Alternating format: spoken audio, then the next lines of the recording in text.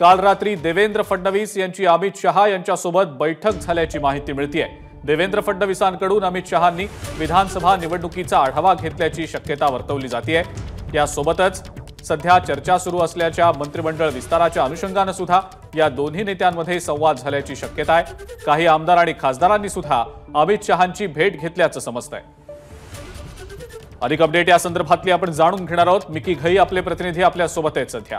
Mickey, Devendra फडणवीसांकडून Amit शहांनी विधानसभा निवडणुकीचा आढावा घेतल्याचं समजतंय आणि सोबतच मंत्रिमंडळ विस्तारासारख्या महत्त्वाच्या मुद्द्यावर सुद्धा चर्चा झाल्याची माहिती मिळतेय। मिकी, काय सांगता येईल याबद्दल?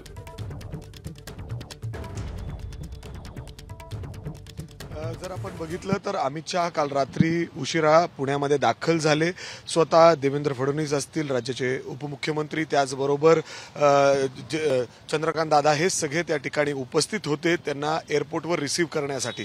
त्यानंतर जे अमित शहा आहेत ते या ठिकाणी पुण्यातील या JW मॅरियट हॉटेलमध्ये दाखल झाले आणि याच ठिकाणी उपमुख्यमंत्री देवेंद्र फडणवीस यांच्यासोबत जवळपास 1 ते 1.5 तास ही बैठक या ठिकाणी झालेली आहे, ज्यामध्ये राज्यातल्या वेगवेगळ्या विषयांवर अमित शहानी या ठिकाणी विचारपूस केलेली आहे। एवढंच काय तर संपूर्ण एक आढावा देखील घेतलेला आहे। लोकसभेच्या निवडणुकीमध्ये ज्या पद्धतीने मोठा फटका भाजपला राज्यात बसलेला आहे त्याचा देखील आढावा अमित शहानी या बैठकीत घेतल्याची माहिती मिळालेली आहे। आणि जर आपण बघितलं तर अमित शहा या बैठकीमध्ये वेगवेगळ्या आमदारांना देखील भेटलेले आहेत।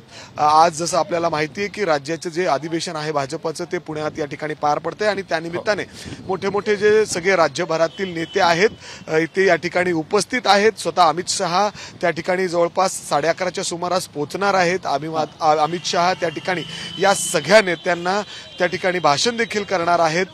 त्याचबरोबर जर आपण बघितलं तर विधानसभा निवडणूक अगदी तोंडावर आहेत, त्या पार्श्वभूमीवर या बैठकीचं या सगळ्या जे अधिवेशन या ठिकाणी आयोजित करण्यात आलेलं आहे ते खूप महत्त्वपूर्ण आहे। सगळ्यांचं लक्ष या ठिकाणी लागलेलं आहे।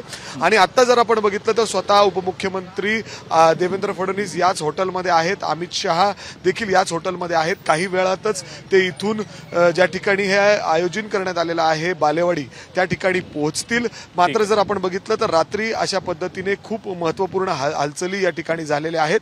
अशा पद्धतीने बैठक याच हॉटेलमध्ये पार पडलेली आहे आणि आता सगळ्यांचं लक्ष या भाजपच्या अधिवेशनाकडे लागलेलं आहे। भाजपच्या या महाअधिवेशनाकडे, महासंमेलनाकडे सगळ्यांचंच लक्ष लागलेलं आहे। मिकी, धन्यवाद आपण जी माहिती दिलीत त्याबद्दल आणि या महासंमेलनाविषयीचे अपडेट्स आपण सातत्याने तुमच्याकडनं जाणून घेणारच आहोत। ABP माझा, उघडा डोळे बघा नीट।